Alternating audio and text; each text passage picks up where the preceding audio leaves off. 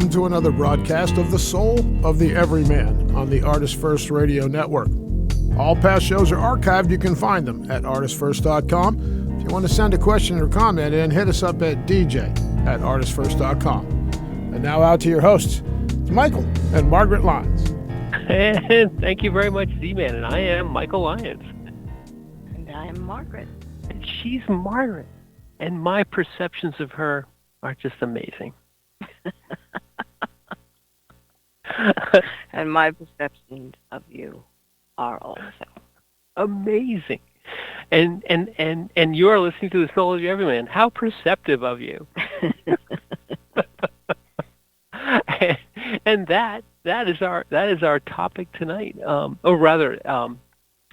topic is basically perception. And it's the thing that we do. Rather, perception is really one of those sort of underappreciated words. Right. It means a lot of things to different people. It means a lot. In fact, everyone has a different perception of perception. You see what I did there? But in fact, it's sort of one of these underappreciated words, because all of us interact with a universe which now we know from fairly recent science that 80 to, let's say, 85% of the stuff in the whole universe is untouchable, unseeable. We can't interact with it. We have no way of actually understanding it. This quote unquote dark matter of which the universe is really mostly made of. Unseen matter and unseen energy.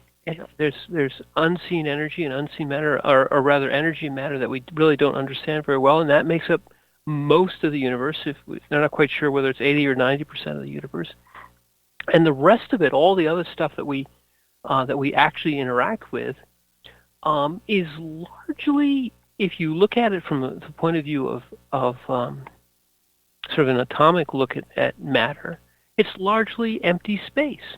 And we all know people who are largely empty space. And we ourselves are largely empty space. And so, that's one thing. One way of perceiving the universe is knowing that it really is something which is far, at a level, sort of beyond our perception. It's quite unreal. Or rather, what we think of as solid objects are largely comprised of space. And then there's our own human or organic impressions of things. Every one of us actually sees the world on two relatively irregular patches of cells that react somewhat. They're somewhat sensitive, not very sensitive, to certain frequencies, a very narrow band of frequencies in what we call the visible light range. And nearly our whole world, outside of what we actually touch, is perceived through these tiny patches of skin where we see a blurry, upside-down simulacra of this mostly empty universe. And then our brains take that, after it kind of filters its way through about 1.5 to 2 pounds of fat, or most, some people it's much less, but in 1.5 to 2 pounds of fat, to the back of that patch of fat, and then gets mixed around with all the fat and electricity that's in between your ears, and then somehow works its way into a pretty good approximation of the space around you. Mm-hmm. So you're taking this blurry, upside-down, somewhat light-reactive cells thing through the fat thing and then through the electronic thing and turning it into something that you can say, what a beautiful sunrise. And you're like, wow. And you say to yourself, what is going on here? But this is all obviously, baby town nonsense. That what we call reality is just a huge light and mirror show. Mm. You know? So I mean, you gotta say to yourself, this is shenanigans. Somebody is playing the whole thing is shenanigans. We call shenanigans. Call shenanigans on reality. It's just not. So, our you know our perception of the physical universe, what we think we see, even if we just talk about individuals, what you think you see is, through your patch of skins and your fat cells and your upside down stuff, and then throw in another person, and that other person sees something completely different. They've got their own perceptions, however wrong they may be. and then we could talk about what we both think we're seeing in this mostly empty universe through our own patches of skin and our own bunches of fat and electronics in our brain. This is totally, absolutely nonsense shenanigans in this mostly empty universe that nobody can figure out. So, wow, mind blowing. But you guys should not. You should pretend all that I didn't say any of that, and should listen very carefully to what we're going to say right now, because we've got it all figured out. Okay? You're up.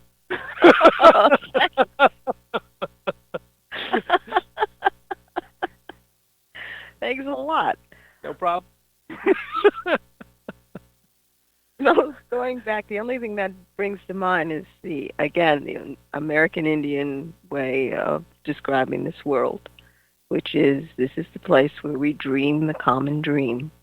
It is the belief that each and every one of us has their own little universe, their own little world that is permeating through your own physical fat cells and processed in your own brain and your own interaction, and that's your world, and you come to this plane of existence to interact with another world, to share.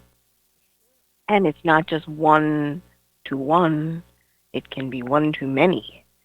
And that's what it brings to mind, because if you look at just your experience, I mean, if you really break it down, I sit here and I go, no wonder babies sleep a lot. Yeah. Because they're trying to figure out how to function, work the body that they're in. What are they seeing, and what is it they're feeling, and what is all this stuff that's happening to me? And never mind trying to figure out how to move the body, coordinate. So, they're lying there going, okay, where am I? Exactly. But I mean, I want to go back to, you were talking about this the other day. Basically, you take all this dreaming the common dream and all the fat cells and all that other stuff, and you say this reality, what we call the reality of here, is so diaphanous and so, there's no better word than sort of phony, sort of contrived, that what we call this reality that we say is the physical solid universe, which is basically made of incredible amounts of nothing, is less real than spirit, than thought, than that which does the percepting. When you get all the fat cells and all the other stuff, and when you get right down to it, what is perceiving the universe here through this relatively crude vehicle? Right. Incarnation is a vastly complicated thing, but when you really come right down to it, the part which is perceiving is not the cells in the back of your eye or the fat cells in your brain or the electrons. It's something which is interacting with this rather diaphanous and empty place through this vehicle. And we all have that at a certain level. We all have that as a basic truth that what we call the spirit or the the incarnated spirit here is there's a separation. Let's call it. We talked about this with Dr. Bump a little bit. Sort of this quantum separation. This gap between the physical and the spirit, which is where the true reality resides. And the more we study this physical universe, and I really mean this in a quite a scientific way, that the deeper we get down, the more baby town nonsense it gets. Okay? True. I'm telling you, it's at a macro level, you drop a hammer on your toe and it hurts. It does a lot. But at a subatomic or quantum level, it's just like, woo, there's nothing here, way, woohoo. And Yes. there are very few scientists, theoretical physicists and those who deal with actual quantum, actual experimental physicists, who won't agree with that at a certain level. They'll say, well, yeah, when it really gets right down to it, we just really don't know what's going on, but don't tell anybody. Well, yeah, no, it's the assumption that the fact that you dropped the hammer and it happens to hit your toe is supposed to hurt. But theoretically, you should be passing through each other. They should be passing through each other. And the assumption is made that you will interact with this place. Isn't that interesting? Right, and there's all kinds of other, there's true experiments, that you can do and repeat as many times as you like, which show, in essence, a very tenuous relationship between what we call cause and effect at the quantum level. Right. At the macro level, you push the cat pushes the glass off the table, it hits the ground and breaks. And you say, "Damn cat." But at the Schrodinger's cat level, at the quantum level, where we don't know whether the cat is dead or alive, and if he pushes the glass off the table again, it's going to be dead. But because now we're talking about this wonderful idea of the uncertainty of the universe. Quantum, at the quantum level, everything is probability, and people say, "Well, yeah, probability." But what it really means is everything is not really determined until after, and this is the most incredible, important point, until after it's perceived. And when we say perception defines reality, there's a macro way of looking at it, and we're going to talk about a little bit about that. But there's an incredibly precise physical quantum interaction between perception and what we call reality, which is basically stated like this: it ain't real until you look at it. The observer is incredibly important to the observed, and in the macro sense, that doesn't seem to make any sense whatsoever. It's like, if you look away from the moon, it doesn't cease to exist. But at the quantum level, yeah, it does. If you don't perceive something, it has not yet existed, and it gets weirder and harder to talk about, and the mathematics is just ridiculous. But there's a kind of a macro psychological way, of course, perception is reality, but there's a real physical, like real down in the weeds, right at the level of reality and the road way of looking at where perception really is reality. Mm-hmm. And it's your how do I say this?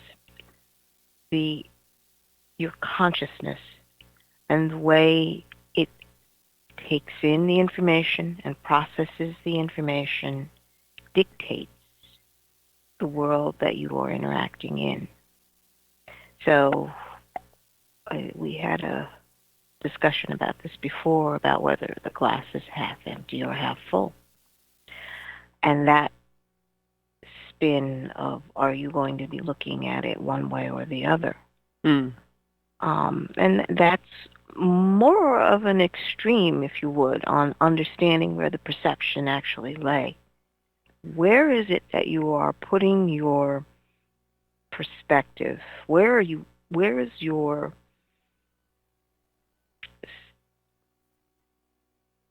where are you standing and taking in this information and creating a holographic image in your brain and deciding at that point whether or not you believe it? That's another great.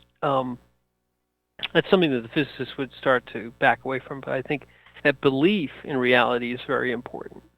Uh-huh.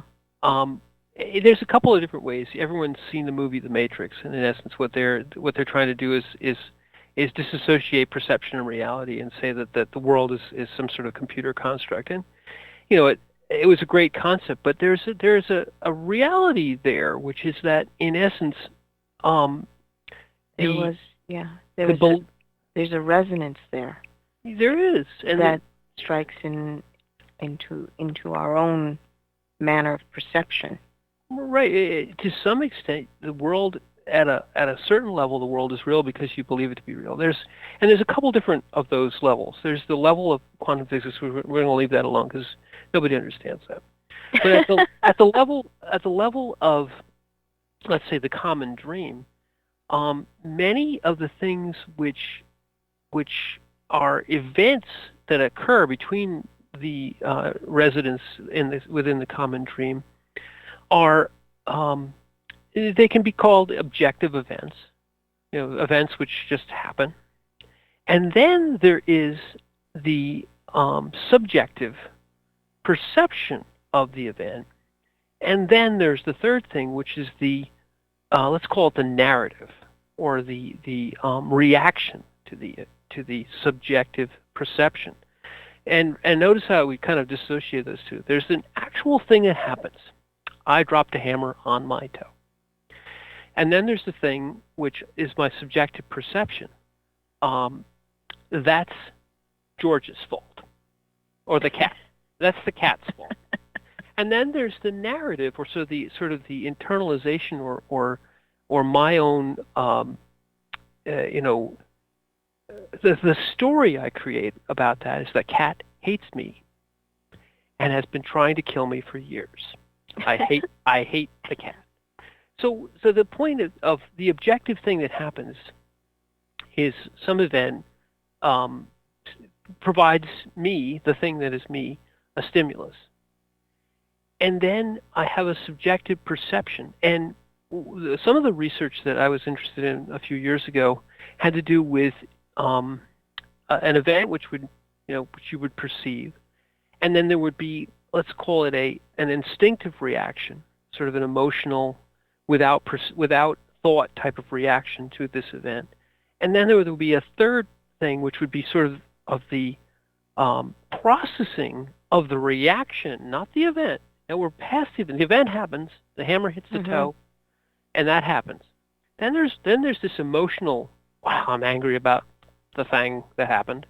And then there's this, I fit things into the story, the reaction story, which is the actual third thing that happened, way, way, way past the actual event, where I start to say, well, that cat's been hating me for years, and I hate that cat, and I know he meant to do that, and blah, blah, blah. And you have a whole big new reality, which you're creating in the fat cells in your head, which is to fit in the stimulus, which may have no actual truth to this narrative, but you want to make sense out of it and plug it in to the story in your head, so that hammer hitting my toe is significant.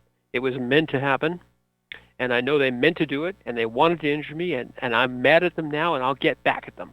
That's that part of your story, which is all inside your head, is why you, in essence, end up with a like a complex, or a lasting sense of injury that you're going to carry with you for years afterward because of this really innocent event, and in some cases, people who weren't even thinking about you and had no desire to actually offend you, but you want to be offended because you want to be significant, and that you want people to have been thinking about you at all times, and everything they did was to get you back. You know. So those that happened.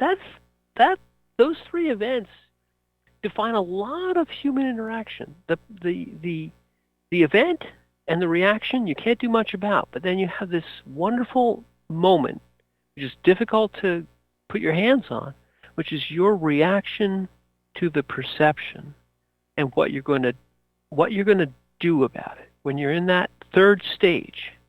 And this is where this is a different kind of perceptionist reality. You have to kind of wrestle yourself right there at that moment and say, I'll bet the cat didn't mean to do that. I'll bet the cat wasn't even thinking about me. I'll bet I'm not that important. It's okay. You got to talk yourself down off the ledge. Otherwise, you'll just be in this triggered, emotional, crazy person state all the time because everyone's out to get me all the time. Yes. Yeah. You can see how people get spun up into that. Mm-hmm. And are you saying then that they're almost locked into it, into that cycle? The person that we talked about a lot in this particular research was actually the Dalai Lama, and his take on this was to use, in essence, a sort of meditative state, so that he said nobody can prevent an event from happening. Nobody can prevent the emotional reaction to the event, but you get the opportunity to control your response or your reaction to the emotion by training yourself to be in a sort of meditative or observational state. You observe yourself getting angry, and you say to yourself, why am I angry? And you stop it right there. You rather than going with the anger and start to plug in all the people and say, that's Uncle George's fault, and he always hated me, and I always hated him, and you stop yourself right there and say, I'm angry. Isn't that interesting? Mm-hmm. Let's think about this for a while and not react, not go any further than observe the fact that, why am I angry? Anger. Look that up. And that's a way of that was his way, and it's a very good way, but it may take, it may not be the only way. It certainly isn't the only way, but that was his way of stopping the automaticness of stimulus, emotion, story making. That people just go right into, and we all know people like this. Something happens, and they're off, and they're immediately into, this one always hated me. I was this, that's George's fault, and they're gone, and you can't stop them. You just stand back and go, yeah, this is going to be great, because you're not triggered at the moment. But we can all, if we allow these things to rule us, our perceptions become out of our control, and people can push us around just by triggering, by stimulus, and you're going to go off. I know exactly what you're going to do. You're going to run down this channel and walk into a bridge abutment, and I know how to do it to you every time. And somebody has a leash on you at that point. Yes, we used to call that the well-worn grooves that you just roll through, and you watch yourself going through the same reaction. A lot of people can't stop themselves. Mm-hmm. They will observe it, and they know it's happening, but they can't stop it, which is, how do I say this? It takes a lot of internal discipline to begin to interject and interrupt that particular patterning. You may be aware that this particular thing triggers you, this event or this attitude or this, and then suddenly, boom, you're in the midst of the reaction. It just explodes. and you're strapped in your roller coaster, and it's not going to stop until you reach the end. Yes. And I want to stop you right there. The well-worn grooves are exactly that. These types of reaction events become like channels in your mind. Mm-hmm. They literally have patterned them using fMRI or something of that nature, where they can see that as an emotional channel, an emotional reaction story channel is triggered, it becomes stronger every time. It becomes easier every time. Right. And reinforced. It gets reinforced. And some of this research pointed to the fact that the more often, the closer, we all have certain well-worn grooves in our mind when we're born. Certain things are there because of survival. One of the things you can do is show an infant a picture of a spider, and they will show a fear and aversion reaction. They've never seen one, but there's something in there that triggers. Those triggers, which are sort of survival level, if they become sort of these complex emotional triggers, where now the thing that sets you off takes you down a well-worn groove into "I hate Uncle George" every time, or into a complete mess every time, an emotional mess every time. They start to have the force of survival. They become like if I don't do this, if I don't react this way, I feel like I'm dying inside. And you get this PTSD almost. And that's what I mean. So your analogy of a well-worn groove is exactly that. Every time that cuts through there, it cuts the channel a little deeper. Right. And it's very difficult to disengage from that. You can identify it, and you can just kind of watch yourself like you're watching yourself on a screen, go through the exact same reaction all over again. And what the Dalai Lama was talking about was the ability to focus your consciousness, because what happens is you're engaging in that particular memory or event or the story that you've told yourself. You have learned that if I look at this, if I look at this, then I'm going to be going down this road.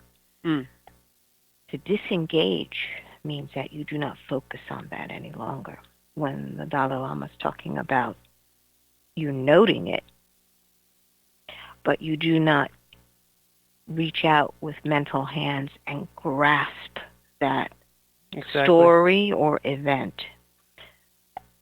And to do that, his first recommendation usually is to breathe. Because it brings your focus to your body, and you're grounded in your body. Yes.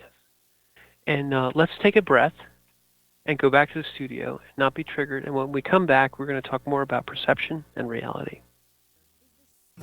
There is a Reaper is the story of 5-year-old Christopher Aaron and his life-changing struggle with leukemia. Winner of both the Indie Bragg Medallion as well as the reader's favorite silver medal for memoir, There is a Reaper has more than 100 Amazon book reviews and a 5-star rating. It has been described as life-changing, spiritual, a must-read. Just released on Audible and iTunes, this memoir is also available in paperback and on Amazon Kindle for only 99 cents. Get your copy of this life-changing memoir today. Taking God on Patrol is a first-person account of the world of law enforcement from the perspective of a Christian police officer in the 4th largest city in America. From speeding car chases to the crossing of the thin blue line, author Mark S. Cariner seeks to find God's biblical truth in a behind-the-scenes look at law enforcement. And check out Mark's newest book, The Tactical Heart. Both are available at Amazon.com. Rick Riordan fans, love mythology with plenty of action and humor? Destroyer's Blood is for you. The new fantasy novel by award-winning author Michael Lynes is book 1 of the adventures of Dev Kalian, the Blood series. Follow Dev and his magic sword Betrayer as they are suddenly attacked and forced to return to Olympus to fight in a war they want no part in.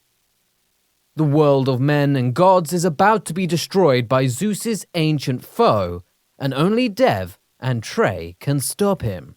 The conflict never stops, and the amazing twist will have you on the edge of your seat. Act now while the ebook is on sale for only 99 cents.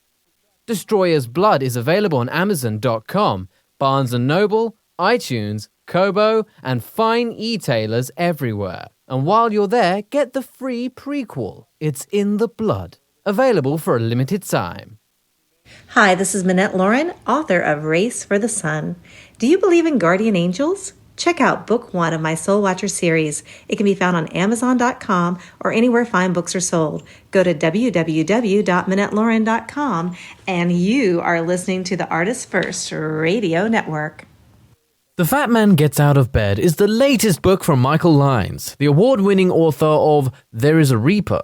Featuring 13 original stories, this wide-ranging collection has everything. Forbidden love, gods versus demigods, weird invading aliens, sexy seductive artificial intelligence, and unusual passion between the living and the dead. All set amidst fantastic worlds of pain and loss and boundless joy. From the sublime to the macabre to the bittersweet, The Fat Man Gets Out of Bed will leave you breathless with laughter, brimming with tears, trembling with suspense.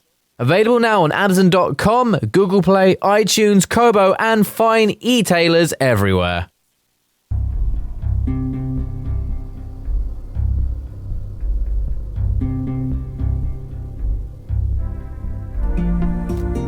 You are listening to The Soul of the Everyman on the ArtistFirst Radio Network.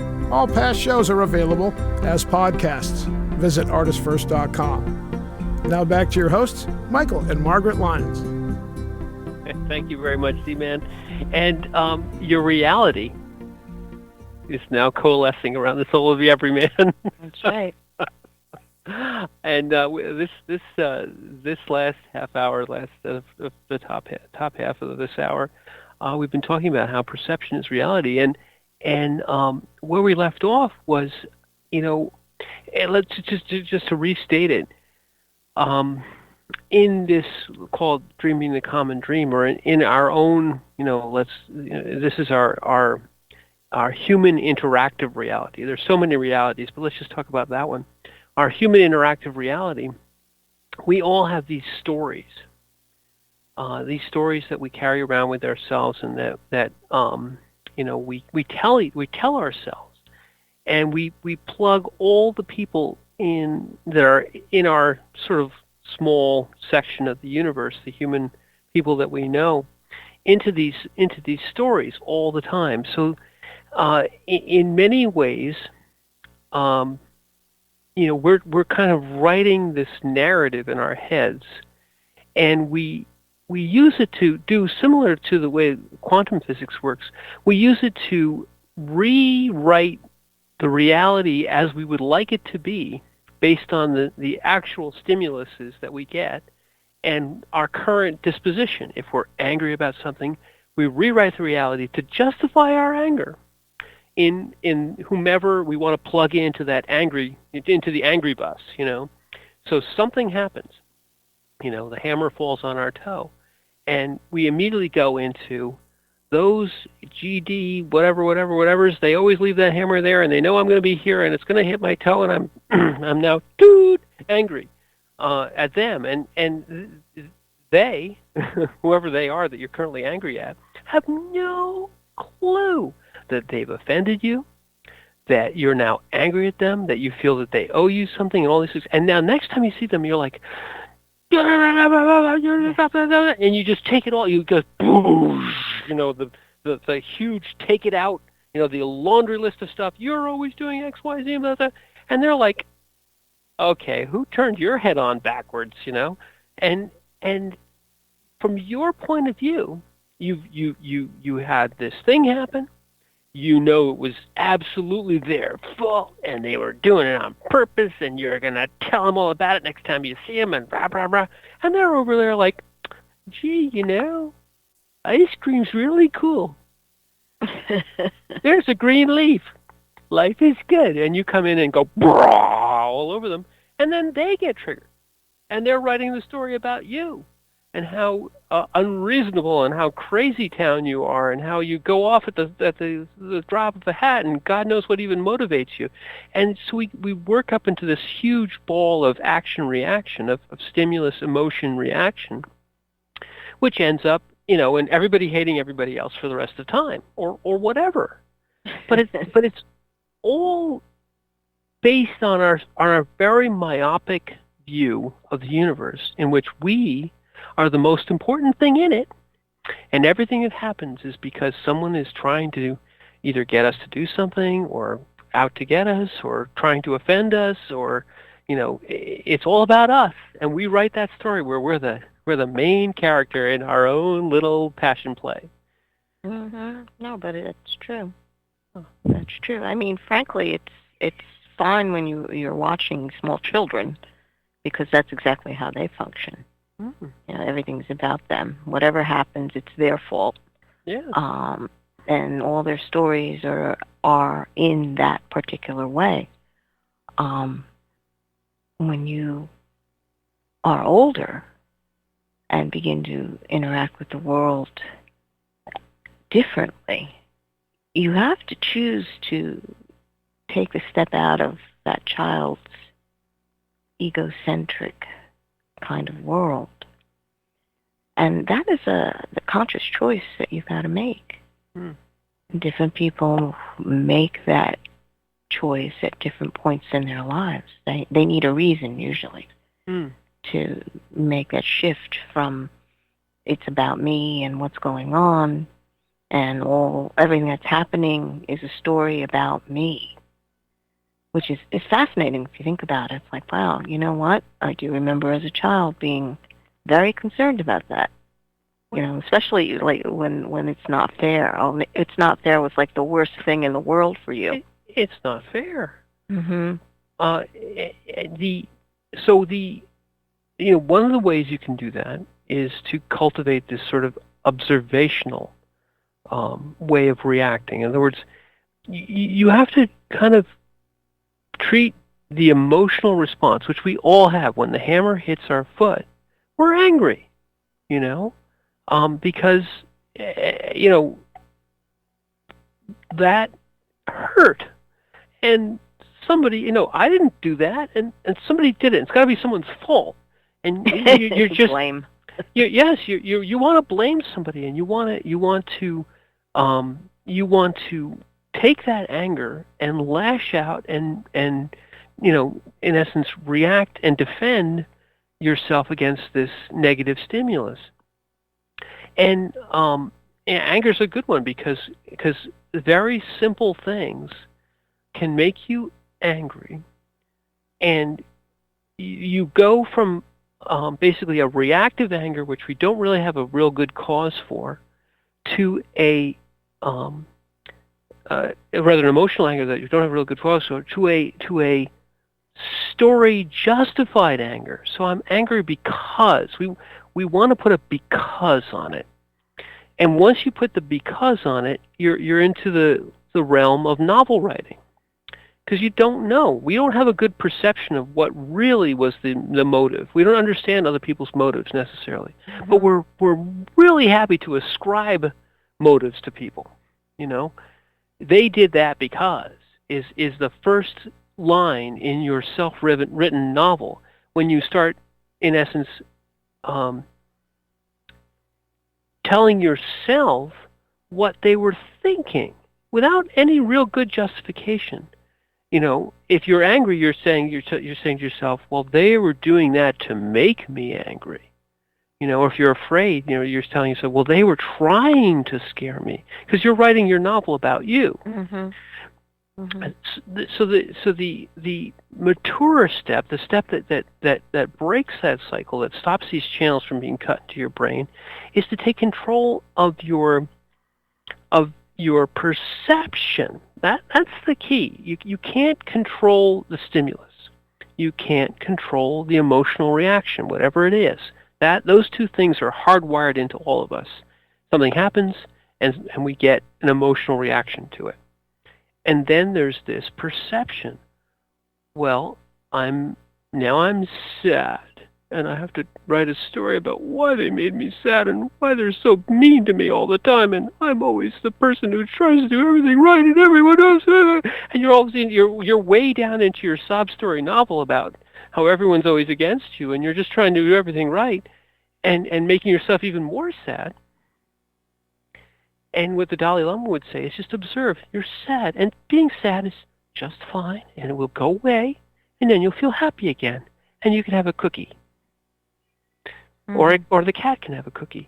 And you realize that your emotions don't need justifications. They don't need actors. They don't need a passion play to justify them or to tell, to write the novel about why people shouldn't make you sad. You get sad, and then you'll be not sad. And everything's still fine. So the maturity, the realization that your emotional reaction to things, your emotional the emotions that rise up in you and demand a reason is the unreasonable part. You need to perceive that your emotions are just dumb things that are basically chemicals, flooding into your brain, and you've got to sit there and say, man, those chemicals are all over me today. I probably should have some other chemicals to feel better. Let me get some other chemicals, or let me just realize that this is something which will rise up and then fade as the reaction fades. And you can just sit there and go, I know they probably didn't mean to do that. And they probably weren't even thinking about me. And it could be a complete accident. And I should just get over myself and move on with life. And once you do that enough times, you cut that channel in your brain. And that channel is a great channel to have in your brain, because that's I'm really not all that important. And I probably should just continue doing what I'm doing and have a happy life. That's a great channel to have. And once you have that channel, you'll find that, gosh, maybe everyone's not out to get me, and maybe they're not trying to make me sad, and maybe the hammer was just there by accident, and life is good. I'm all right. And you get that. You've retrained your brain, and you've retrained your perception to take you out of the center of the universe and make you into what you are, just one other person on the planet. Question I have is, why don't you make that shift from out of the center? Because why are you making the stories in this particular way? Why is it always canted in this direction? What is that underlying feel? And if you take a moment and just sort of observe that, you realize that there's a feeling there that somehow you may not be significant. Okay? That's why the story is coming up. You're making the story so that you are significant, but at your core, there's a part of you that feels it's not that important. So therefore, let me make up a story so that, some thing will pay attention to it. Your consciousness choose to observe this and pay attention to what's going on. That shows how do I say this? It's a neediness. Well, it means that there's a part of you that feels unworthy or insignificant. Right. And that's what needs to be addressed, as opposed to what events are happening around you, and instead of making a story where you become more significant, it's understanding that what is this piece that feels insignificant? Exactly. Addressing that, and that requires going fairly deep in to be able to say, there is a part of me that feels like it's not being listened to. I'm writing this story because I want attention being paid to this, being paid to me if I'm talking to somebody. But if you're telling the story to yourself, it's like there's a part of you that needs the light of consciousness shining in this piece that feels it's in darkness. and to understand that love, this is where self-love actually is defined. Yes. To accept and love those aspects of yourself, regardless of what the reaction is, because many times you have a reaction, it may be an emotion like anger, and the people around you and your family will say, oh, no, that's a bad emotion for you to have. You're not allowed to have that. And so you have it. You can't control that. You can control whether or not you express it, but the emotion itself rises. Right. And is nothing wrong with it rising. But you will also watch it rise and then fall. Emotions do that like waves. They rise and fall. And the judgment that was put on it is that, oh, well, anger is bad. Well, I think that's incredibly significant. There's an exact part of the research which says exactly, which reaffirms that. It basically says that if you're given a negative reaction to emotion as a child, so children get angry about silly things. Mm-hmm. My toy fell over and broke, and the sadness or the anger rises up. And instead of letting that kind of be treated as a, yes, you're angry and it's okay and it's all right and you'll get through it. Process it. Yeah. If you say, you can't be angry about that. That doesn't mean anything anyway. And you push it down and you give it a negative reinforcement. It cuts that channel where you're saying the story is, yes, it is, and this is why, and you start writing in your head these primitive stories, these primitive kid stories, which become very, very complicated adult stories about why that anger that you're having is justified, and those people were out to get me, and I really should be angry at them, and that's the sort of the beginning of the spin up. Your perception as a child of your emotion is that you feel overwhelmed. The emotion is such a strong thing, especially at the teenage years. But at the 2-year-old and 3-year-old years, it's a very strong thing that comes out of nowhere. All of a sudden, you're just desperately sad. And if somebody tells you, "Don't be sad," you've got no reason to be sad. Or big boys don't cry. Big boys don't cry. Another great one. You cut a channel which says, I shouldn't do that, but I want to, and therefore I have to have a story. I have to justify. If you can cry if it's this level of offense, but right. not for this.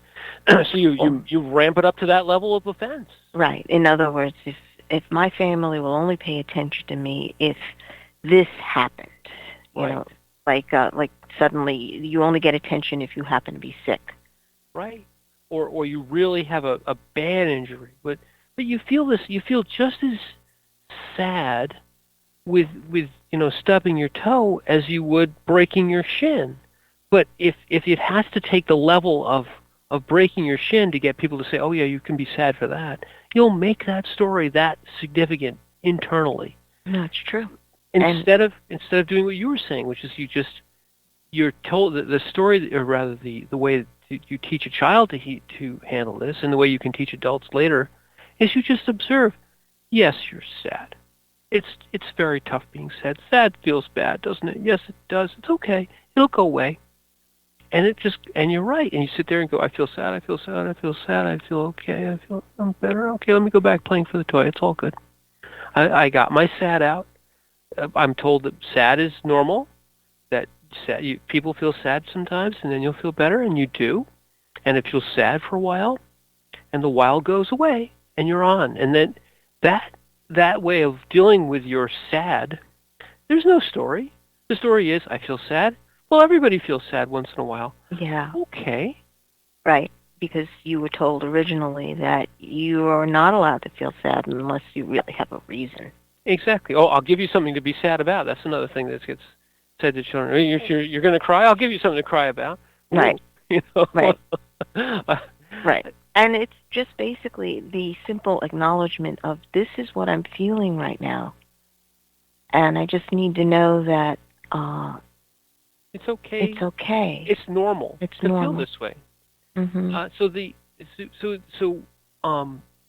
Again, perception is reality. When you perceive that the only way you can express the emotion that you really want to express is by having this huge soap opera tale in your head, you'll make it up every time. You'll make up the soap opera tale in your head, and then you'll be able to say, "Boosh, here's my anger, and this is why, and I have 500 reasons, and I know you do this all the time," and you get to get it out, man. You get out that huge ball of anger.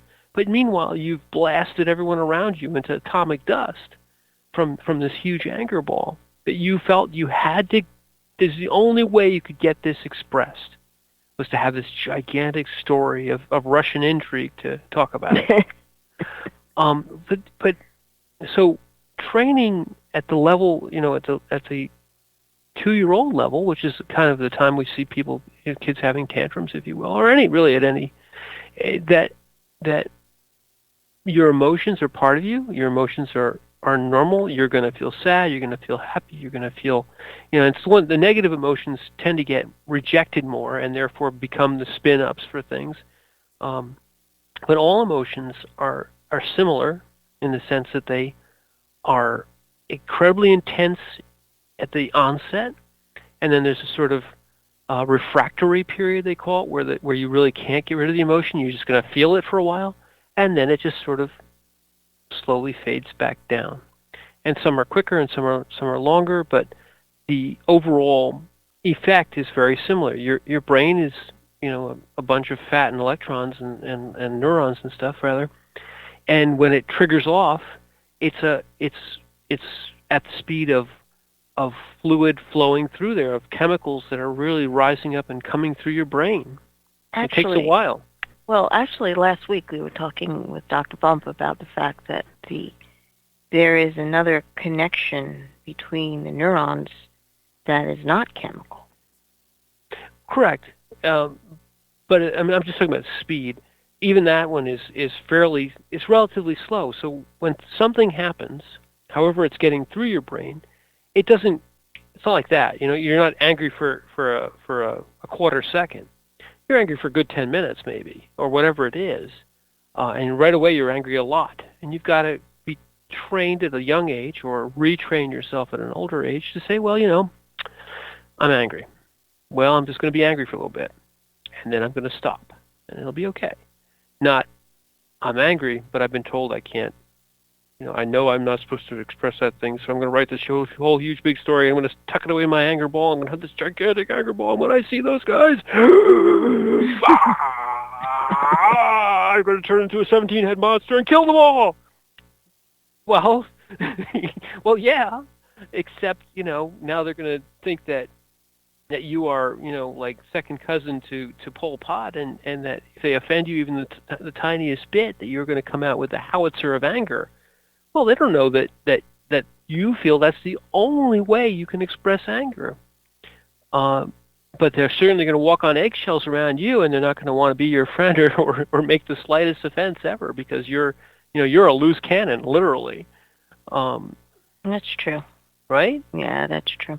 Or people who, the slightest offense, and they just get completely, they just fall into a puddle of goo, and they cry for days, and you can't cheer them up, and you're like, man, I'm never going to tell them anything because they're so fragile. Well, they've been told that they can't ever express any of the sadness they feel until it becomes, a life-ending event. So the only way they get out sadness is if they're at a life-ending level of sadness. So these are toxic. These are toxic ways of expressing things, but they're based on bad perception. The fact that they are, in essence, been told that the only way a emotion can be perceived and processed is by putting it into this very extreme context. That's the only way, or the only right way to do it. The acceptable way. The acceptable way to do it. So, we've talked a lot about that particular perception. In fact, once you before we go too far, before we exhaust the whole hour, when you find your way to modify that, when you take control of your perception, when you realize that emotion is not something that you have to turn into this giant story, you also take away a handle, because people aren't always, their motives aren't always the best. And if they know that they have a handle on you, if they know that they can push your button and you will always do this XYZ thing, it's like they've got a remote control for you. They say, well, if I want George to do something, all I have to do is do dit, dit, dit, whoosh, and he's off, or she's off. Because your well-worn channels become like a control system for you, the more that you give that, the more that your perceptions are in the hands of others, your reactions are in the hands of others, the less you have control over your own life. You become ruled by these tiny slights. You live your life, in essence, at the beck and call of people who don't even exist, who may have been dead for years. The only reason I can't succeed is because my mother never did this for me, and I'm going to, for the rest of time, I'm going to be wounded and stressed and unable to cope with life because of offense that somebody did to you that you perceived as being life-altering, that they've been dead 20 years. The perception and the reaction and the stressors that you put upon yourself can, in essence, ruin your life, and they allow people to control you from the grave. Mm-hmm. No, it's true. There is a point where you must be able to take responsibility for your own well-being, because whenever you have these trigger points or these handles where people can manipulate you, you're not happy. There's no peace internally. And as an adult, you realize that, what, I can take back control. Yeah, you can take back your life. You no longer say to yourself, I can't succeed because Aunt Josephine did this to me 40 years ago. Or some teacher said something to you when you were small.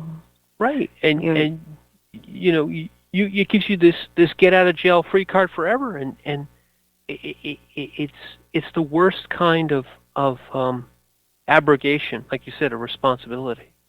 Mm-hmm. It's you must choose to take a step out of bondage. Exactly. Because that you put yourself into a state of an emotional cage, and you actually have the key. Yes, you have the key, and the key is your perception. Mm-hmm. So this has been a very interesting discussion. What do you perceive right now? I perceive that it is time. And this has been The Soul of the Everyman. And I'm Margaret. And I'm Michael. And take control of your life.